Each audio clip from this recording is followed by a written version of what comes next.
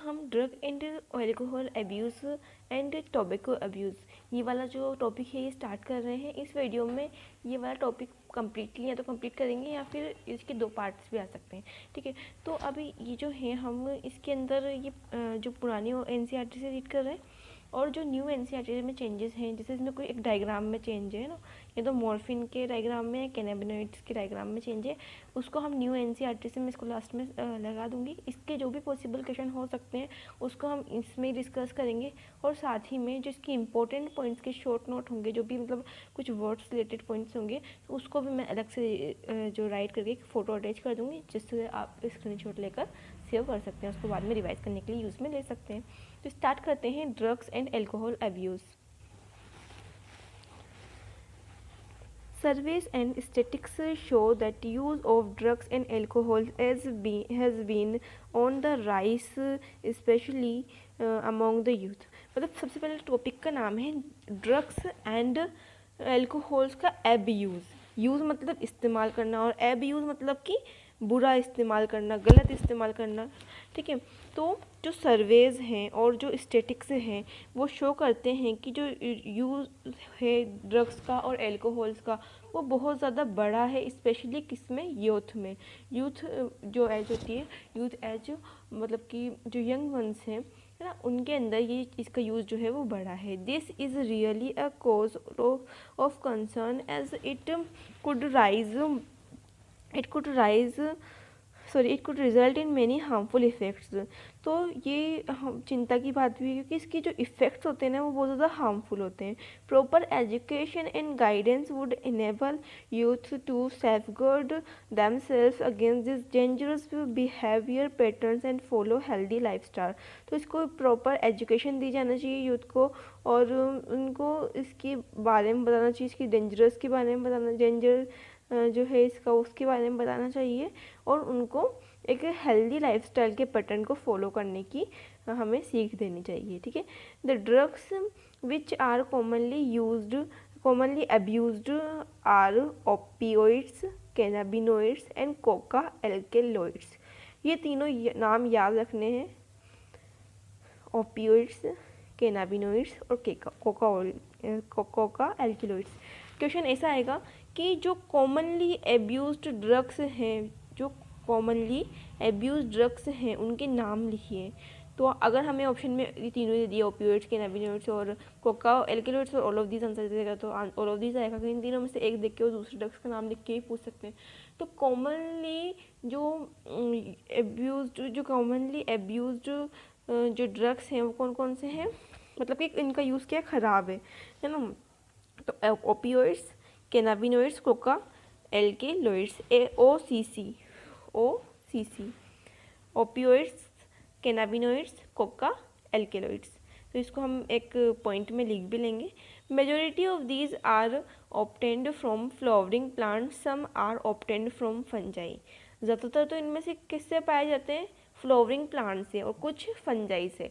अब क्वेश्चन ऐसे भी आ सकता है कि ये जो एब्यूज्ड जो ड्रग्स हैं या फिर ड्रग्स, क्योंकि एब्यूज ड्रग्स भी तो ड्रग्स के अंदर ही आ रहे हैं, तो जो ड्रग्स हैं वो किस किस से जो है वो हम ऑब्टेन कर सकते हैं। तो एक तो फंजाई से भी ऑब्टेन करते हैं, और प्लांट्स से, फ्लावरिंग प्लांट्स हैं जिनके अंदर फ्लावर्स होते हैं, ठीक है। नॉर्मल प्लांट्स नहीं, फ्लावरिंग प्लांट्स प्लस फंजाई। तो ऑप्शन में आएगा प्लांट्स, फ्लावरिंग प्लांट्स, फंजाई, या बोथ बी एंड सी। तो आंसर क्या आएगा, बोथ बी एंड सी।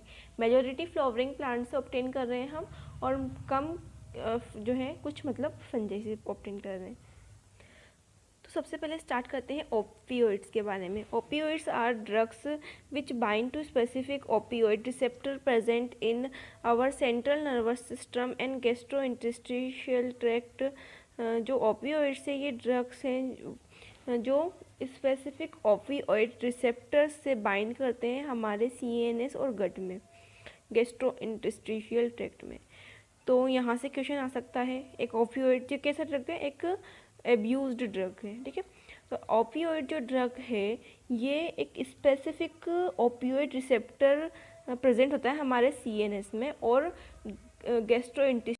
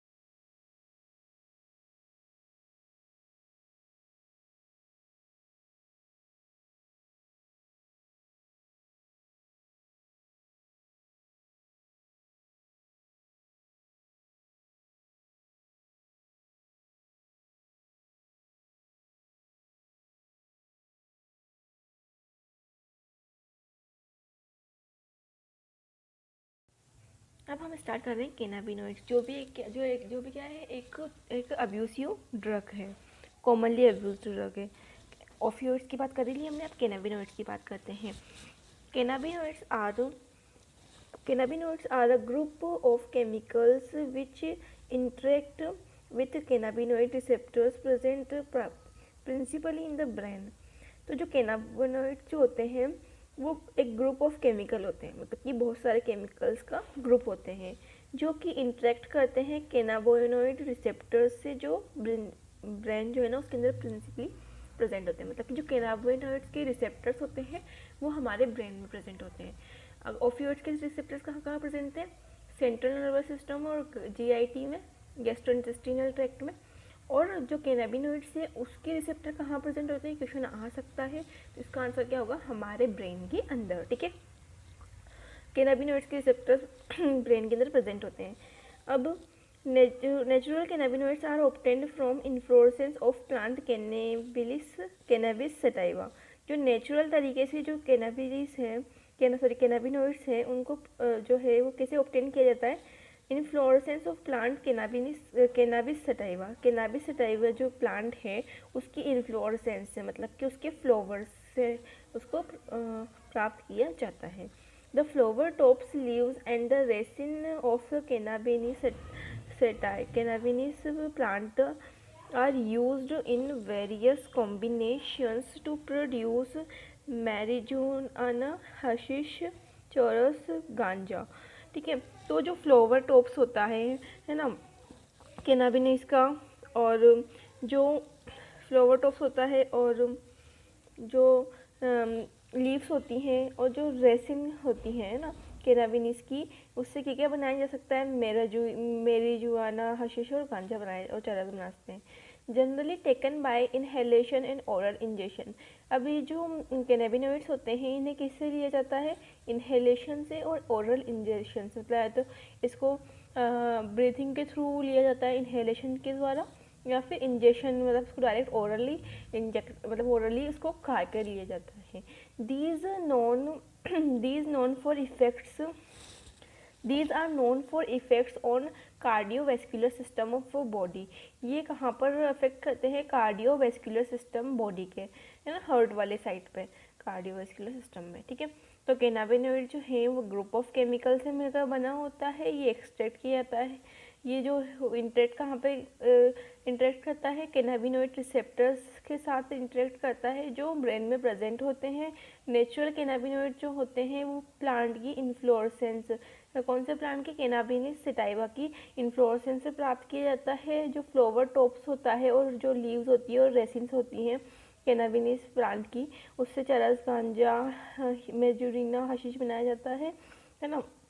और ये इनहेलेशन के थ्रू जनरली लिया जाता है, या ओरल इंजेक्शन किया जाता है इसका, और ये कार्डियोवैस्कुलर सिस्टम ऑफ बॉडी को अफेक्ट करता है।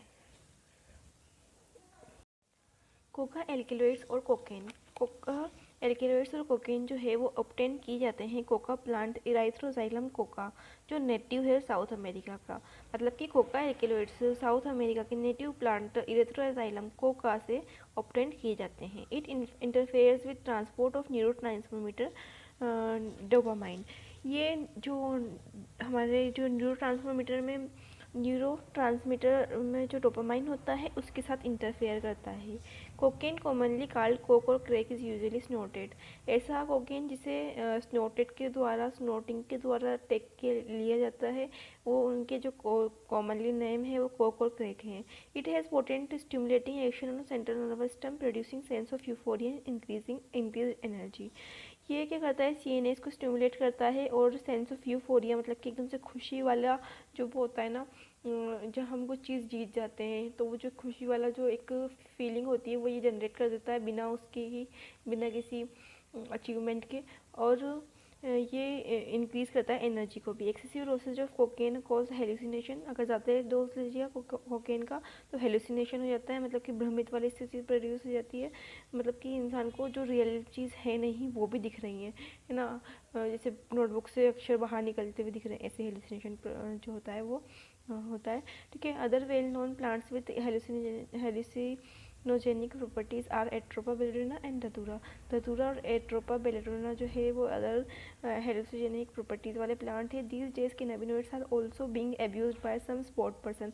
आज के टाइम पर अब ये जो लाइन है ये ना, ये कोकेन के लिए नहीं है, ये कैनाबिनोइड्स के लिए। ये इंपॉर्टेंट लाइन है और इसको हम पढ़ते पढ़ते अक्सर गलत कर देते हैं, है ना। और अगर एग्जाम में क्वेश्चन आएगा तो हम कोका एल्कलॉइड्स लगा देंगे, पर यह एनसीईआरटी में साफ साफ लिखा हुआ है कि जो स्पोर्ट पर्सन है ना वो क्या ले रहे हैं, सम स्पोर्ट्स पर्सन के द्वारा कैनाबिनोइड जो है वो अब्यूज्ड ड्रग के रूप में यूज़ किए जा रहे हैं। इंपॉर्टेंट क्वेश्चन, ठीक है। तो इस तरीके के क्वेश्चन बन सकते हैं। फर्स्ट की कोका एल्किलोइड्स का दूसरा नाम क्या है, आंसर कोकेन। कोका एल्किलोइड्स या कोकेन को किस प्लांट से ऑब्टेन किया जाता है, तो उसका आंसर है एथ्रोजाइलम कोका। कहाँ का नेटिव है ये, साउथ अमेरिका का, ठीक है। किससे इंटरफेयर करता है cocaine, transport of neuro transmitter dopamine, क्योंकि डोपामाइन से तो हमें यूफोरिया वाला जो सेंस है वो मिलता है, ठीक है। और ये न्यूरो ट्रांसमीटर डोपामाइन, कोकेन को कॉमन लिया कहते हैं कोक और जो मतलब उस कोकेन को कॉमन लिया कहते हैं जिसे स्नोटिंग के द्वारा लिया जाता है कोक और क्रैक, ठीक है। कोकेन जो है वो किस पे इफेक्ट करता है, सीएनएस पे, ओके। कोकेन जो है वो क्या प्रोड्यूस करता है, सेंस ऑफ यूफोरिया और इंक्रीज करता है एनर्जी को। एक्सेसिव डोजेज ऑफ कोकेन क्या करता है, हेलुसिनेशन करता है, ठीक है। और अदर वेल नोन प्लांट जो हेलुसिनेजेनिक इफेक्ट बना मतलब हेलुसिनेजेनिक इफेक्ट प्रोड्यूस करते हैं, धतूरा और एट्रोफा बेलेडोना, ठीक है। और फिर नेक्स्ट है कि स्पोर्ट पर्सन क्या कौन सा एब्यूसिव ड्रग ले रहे हैं, तो कैनाबिनोइड्स। ये इंपॉर्टेंट क्वेश्चन है ना, cannabinoids not Coca alkaloids, it's cannabinoids. इसके डायग्राम देख लेते हैं हम। सबसे पहले ये केमिकल स्ट्रक्चर ऑफ मॉर्फिन है, याद रखना है, बहुत बार आ चुका है क्वेश्चन और आ भी सकता है वापस से, ठीक है। तो मॉर्फिन का स्ट्रक्चर याद रखेंगे अपन। इसमें से देखेंगे हम, जैसे एन निकल रहा है ना साइड में और CH2 निकल रहा है, तो एन है तो मतलब एन के बाद एम आता है, तो मॉर्फिन इसे याद रख सकते हैं, ट्रिक है याद रखने की। तो मॉर्फिन को ऐसा स्ट्रक्चर मॉर्फिन का है। ये स्ट्रक्चर है ओपियम पॉपी का। ये जो वो होता है ना पेपेवर्स ओमनीफेरम प्लांट, उसका ऐसा होता है, मतलब कि ये होता है, मतलब एक प्लांट होता है ना, इसे दिखता है, ये ओपियम पॉपी है ना, पेपरवर्स ओमनीफेरम, इसका हिंदी नाम में दिमाग से मिक्स हो रहा है, पर ये बड़ा मतलब इलीगल है इसको ऐसे मतलब ग्रो करना। इसको ग्रो करने के लिए परमिशन लेनी पड़ती है गवर्नमेंट की। उसके बाद ये स्ट्रक्चर है कैनाबिनोइड मॉलिक्यूल का। कैनाबिनोइड का स्ट्रक्चर है सिंपल सा कैनाबिनोइड, और ये क्या है, ये लीव्स है कैनाबिस सेटाइवा। कैनाबिनोइड जिसे मिल रहा है ना, कैनाबिस सेटाइवा प्लांट की, इसकी लीव्स का फोटो है। ये फोटो है ब्रांच ऑफ धतूरा का, ठीक है। और एक क्वेश्चन और अगर हम ऐसे पूछें कि जो मॉर्फिन है वो कहाँ से एक्सट्रैक्ट किया जाता है, लेटेक्स ऑफ पॉपी प्लांट, ठीक है, ये याद रखना है। Drugs like barbiturates, amphetamines, benzodiazepines, and other similar drugs that are normally used as medicine to help patients cope with the mental illness like depression and insomnia are often abused. तो कुछ ऐसी drugs जो medicine के रूप में use की जाती हैं वो भी जो है वो एब्यूज ड्रग हो जाती हैं, मतलब है ना, लोग उसको गलत इस्तेमाल करने लगते हैं, उसको एब्यूज्ड ड्रग्स की तरह यूज़ करने लगते हैं, ठीक है। तो उन चीज़ों को भी लोग गलत इस्तेमाल करके उसको एब्यूज्ड की तरह यूज़ करते हैं, ठीक है। तो जैसे कि बारबिट्यूरेट्स, एम्फेटामाइंस और बेंजोडाइजेपाइंस, ये सब ड्रग्स और दूसरी ऐसी ड्रग्स, तो इनको याद रखना है कि मेडिसिन के रूप में कौन सी ड्रग यूज़ की जाती है। और मेडिसिन किसके लिए, किस डिजीज़ के लिए, जो मेंटल इलनेस या फिर डिप्रेशन या इंसोम्निया, मतलब इस नींद नहीं आना, डिप्रेशन होना, मेंटल इलनेस होना, तो उसके लिए कौन कौन सी ड्रग्स यूज़ की जाती हैं, बारबिट्यूरेट्स बारबिट्यूरेट्स बारबिट्यूरेट्स एम्फेटामाइंस एम्फेटामाइंस एम्फेटामाइंस बेंजोडाइएज़ेपाइंस, ठीक है। तो ये जो ड्रग्स हैं, 3 ड्रग्स, BAB है ना, इसे याद रखना है, मेडिसिन के रूप में की जाती है। और किसकी मेडिसिन के रूप में, ये डिप्रेशन और एंजाइटी, इंसोम्निया जो है ना, इसके मतलब इसके लिए मेंटल इलनेस के लिए यूज़ की जाती है, कोप अप करने के लिए।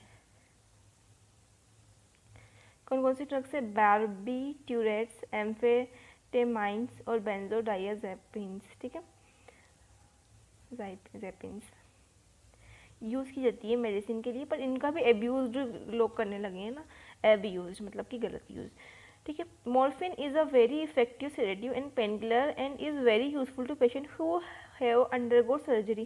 जिन पेशेंट की सर्जरी होती है उनको कौन सी ड्रग दी जाती है? पेन किलर दी जाती है, ठीक है। तो पेन किलर किससे मिलकर बनी होती है? मॉर्फिन से। तो मॉर्फिन जो है ना, ये एक बहुत ज़्यादा इफेक्टिव सेडेटिव है और पेन किलर है, ठीक है। सेडेटिव भी है और पेन किलर भी है, जो बहुत ज़्यादा यूज़फुल है सर्जरी वाले पेशेंट के लिए। Several plants, fruits and seeds having hallucinatic properties have been used for hundreds of year in folk medicine, religious ceremonies and ritual all over the globe. और कुछ फ्रूट्स जो होते हैं ना और सीड्स जो होते हैं उनके अंदर भी हेलुसिनोजेनिक प्रॉपर्टीज़ होती हैं।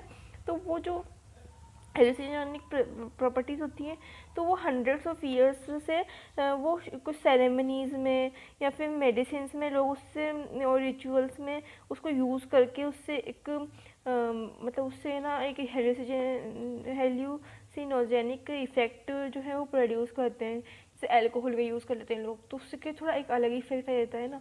तो इस चीज़ों को लोग सेरेमनीज़ में, रिलीजियस सेरेमनीज़ में, फोक मेडिसिन में और रिचुअल्स में यूज़ करते हैं, मतलब सैकड़ों सालों से, ठीक है। तो क्वेश्चन मतलब जो ये जो ड्रग्स है ना, ये कैसे इन्फ्लोरेसेंस वाले प्लांट से।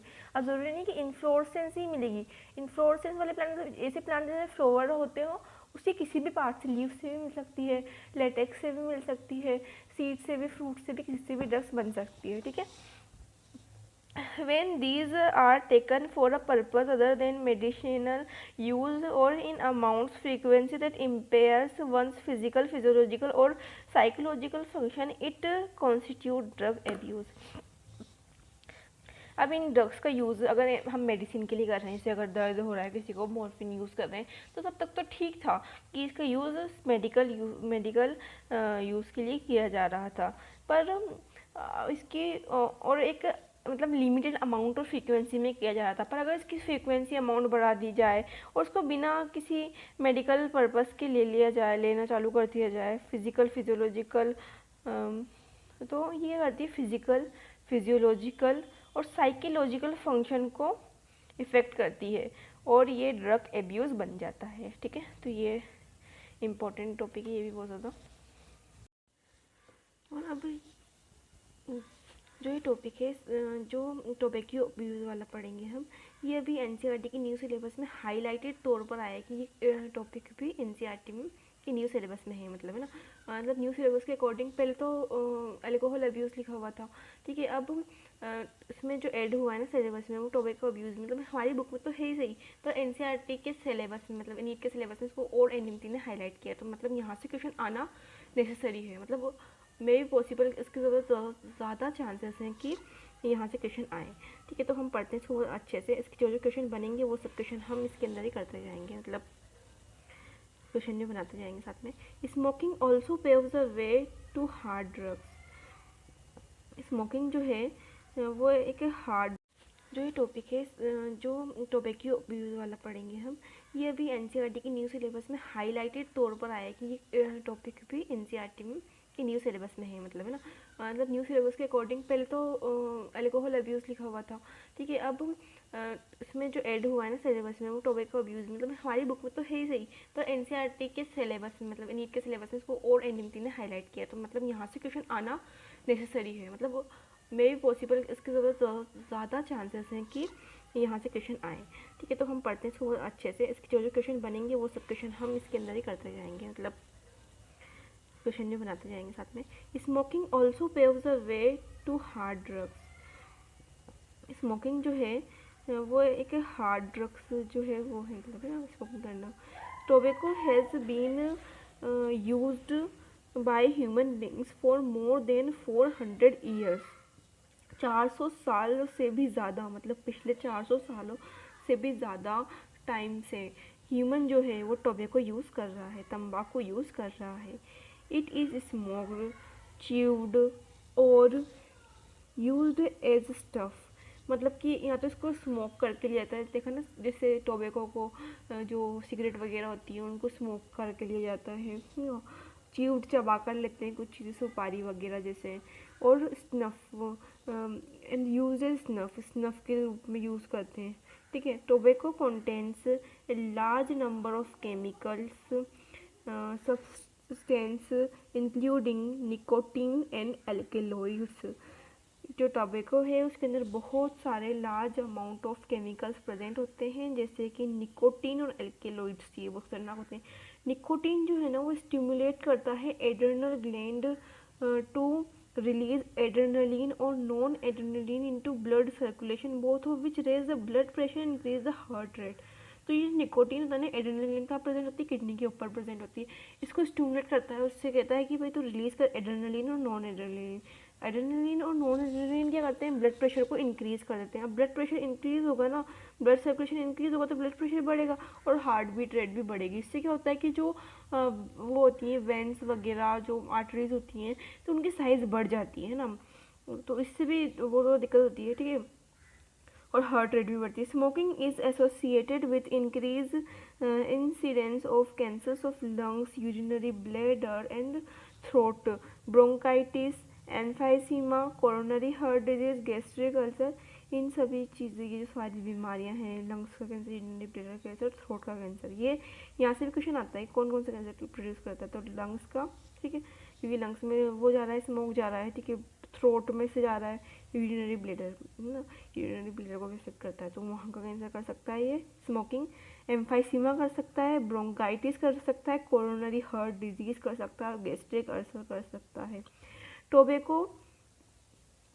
Tobacco chewing is associated with increase risk of cancer of oral cavity, oral cavity का कौन सा कर सकता है, टोबैको को चबा कर खाना, जो जर्दा वगैरह खाते हैं लोग वो, ठीक है। Smoking increase carbon monoxide content blood and reduces the concentration of heme bound oxygen. जब हम ऑक्सीजन हीमोग्लोबिन से बाइंड करती है ना, तो हमारे रेस्पिरेशन, मतलब रेस्पिरेशन में हेल्प होती है, तो रेस्पिरेशन के लिए ऑक्सीजन हीमोग्लोबिन की बाइंडिंग ज़रूरी है, ठीक है।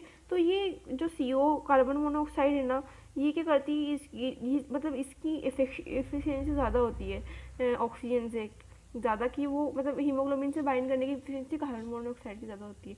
अगर ये कार्बन मोनोऑक्साइड चली गई अंदर, स्मोकिंग क्योंकि इंक्रीज करते हैं कार्बन मोनोऑक्साइड को ब्लड के अंदर, तो फिर हीमो बाउंड ऑक्सीजन जो है उसकी कंसंट्रेशन कम हो जाती है, this causes oxygen deficiency in body.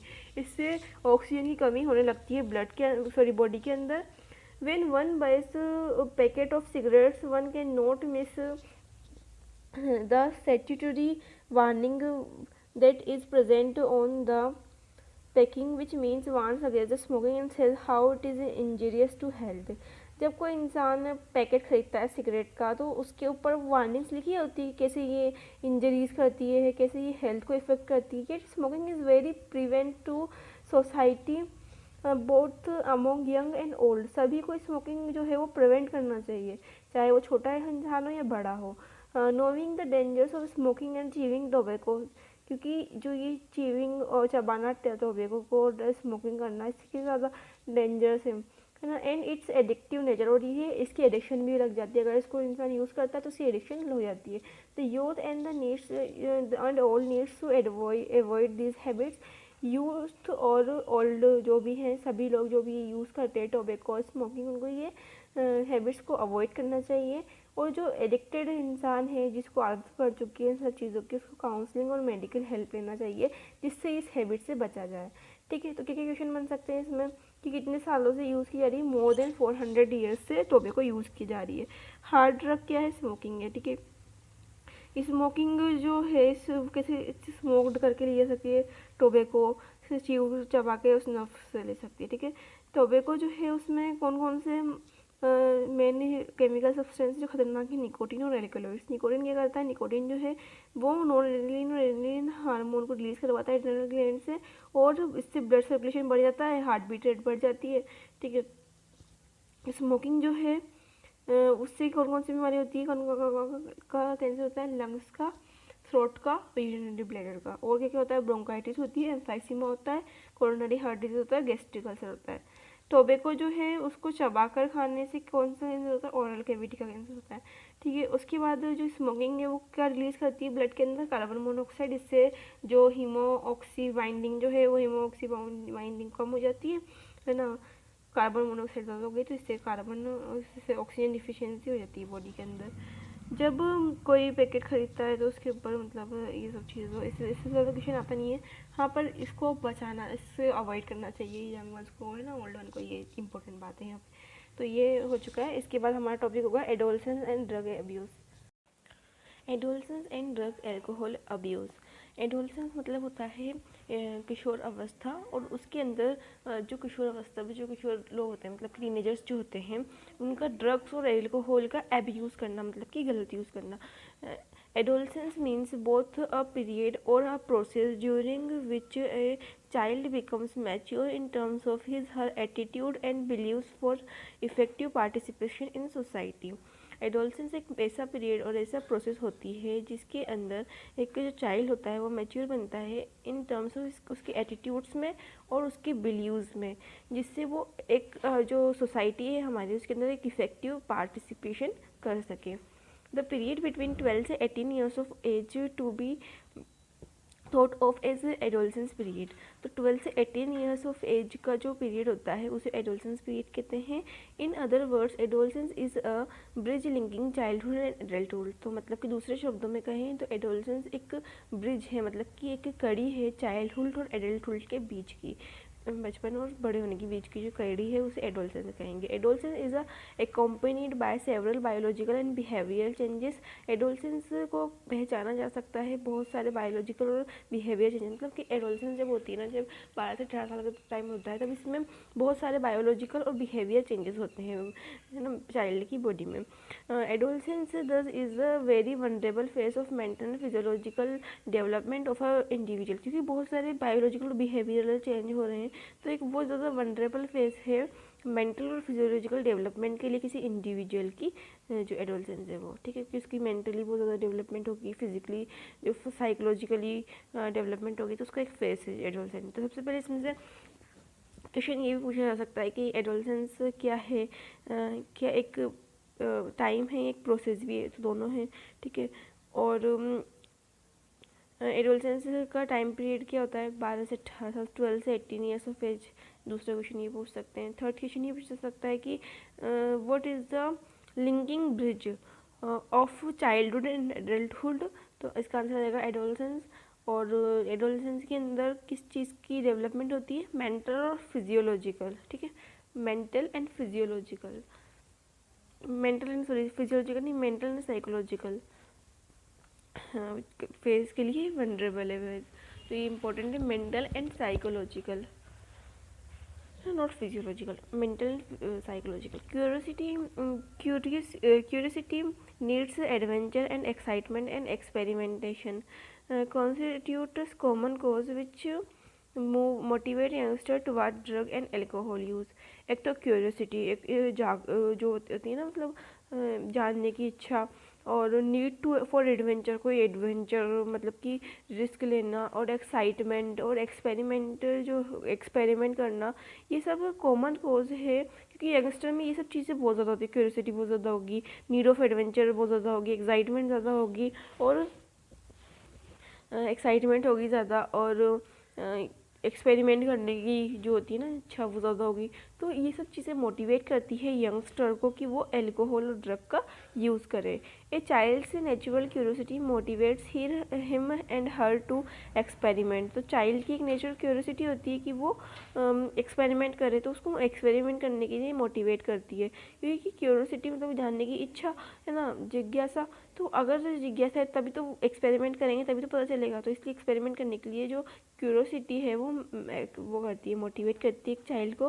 This is complicated further bye effects that might be perceived as a benefit of alcohol or drug use।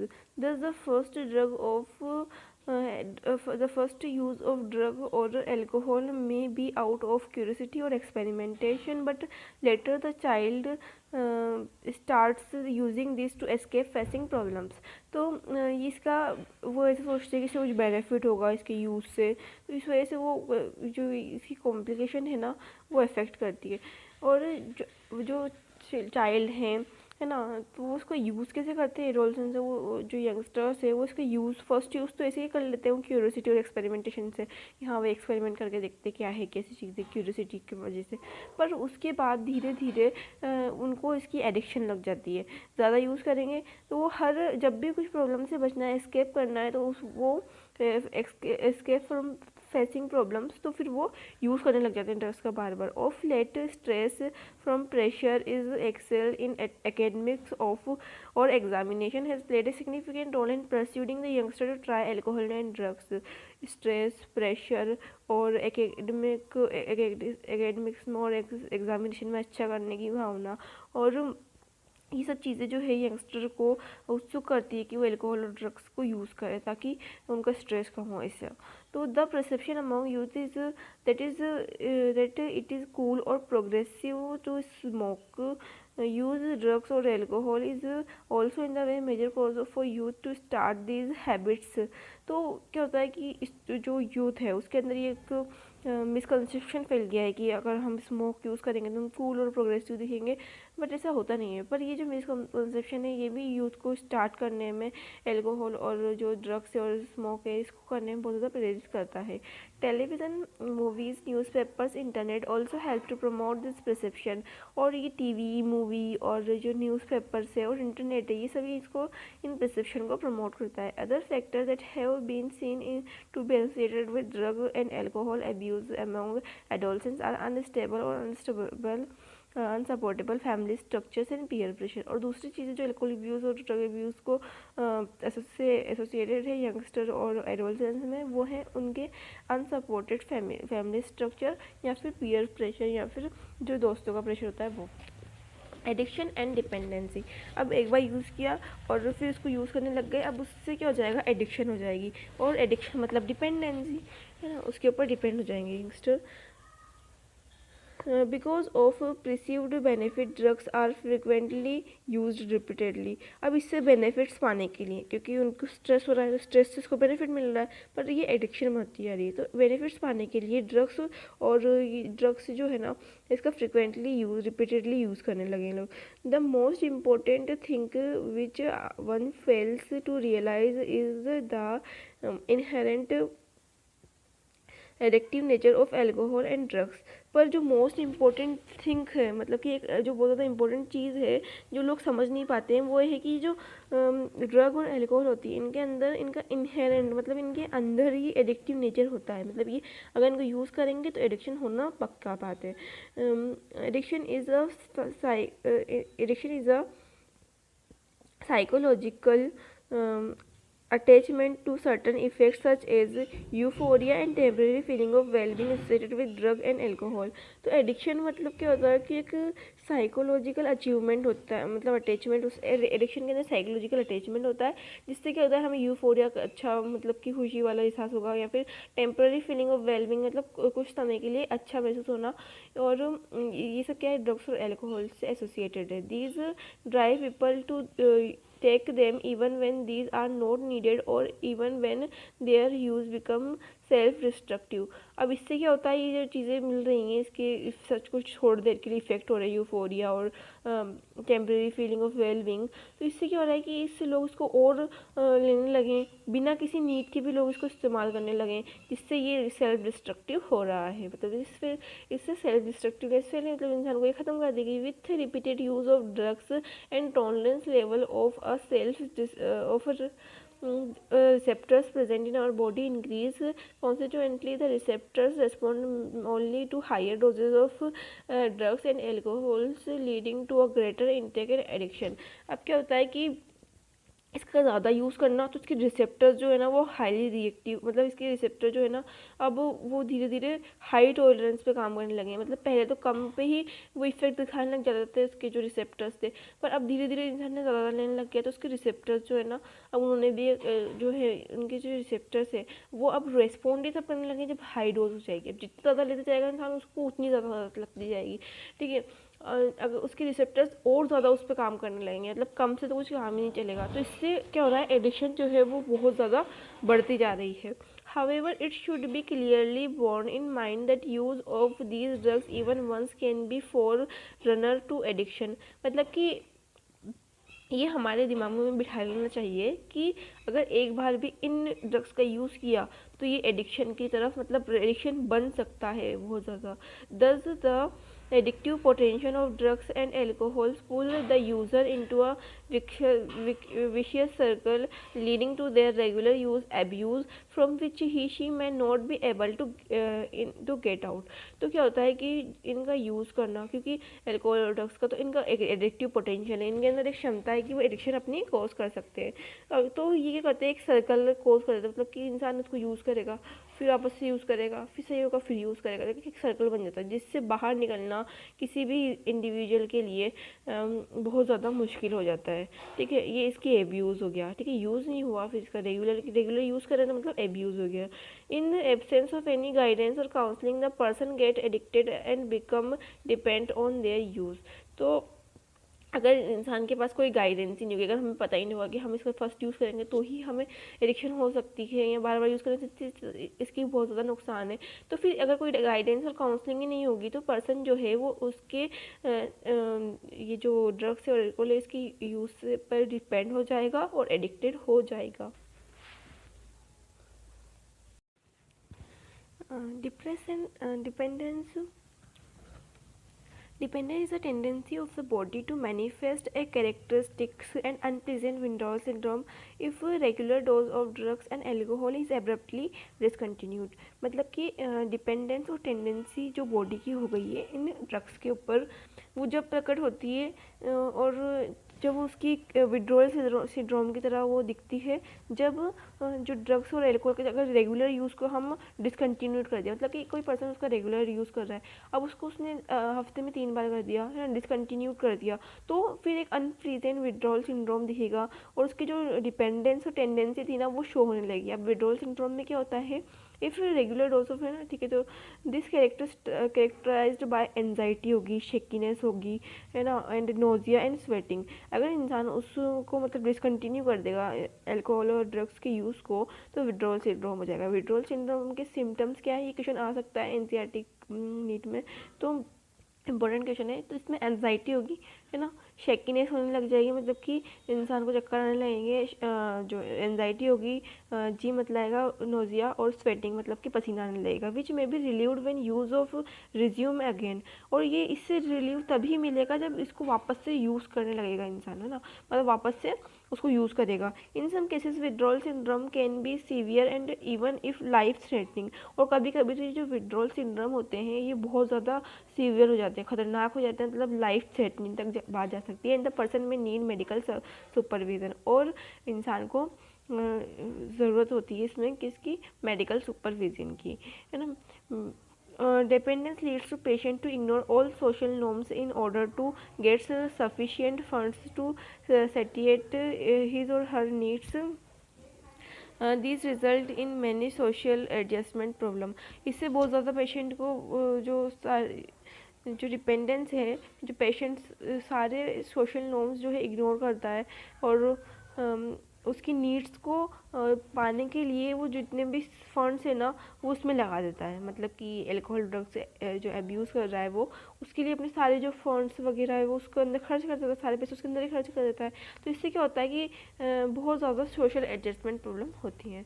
तो विड्रॉल सिंड्रोम के बारे में समझा कि अगर ज़्यादा अगर डिपेंडेंस हो गई है, अगर इसके ऊपर एडिक्शन लग गई ड्रग्स की, तो क्या होगा कि उसके बिना अगर नहीं दी गई ड्रग्स या अल्कोहल तो फिर उसके बिना विड्रॉल सिंड्रोम के सिम्टम्स आने लगेंगे और एनजाइटी होगी, शेकीनेस होगी, नोजिया होगा और स्वेटिंग होगी, और कभी कभी तो लाइफ थ्रेटनिंग तक बात जा सकती है, ठीक है। और ये जो यूज़ है, ये डिपेंडेंस है, इसकी वजह से क्या है कि जो सारे के सारे सोशल नॉर्म जो है वो इंसान तोड़ देता है। मतलब वो फ़ोन्स अपने एडिक्शन को पूरा करने के लिए यूज़ करता है और जो सोशल एडजस्टमेंट प्रॉब्लम होती है इससे।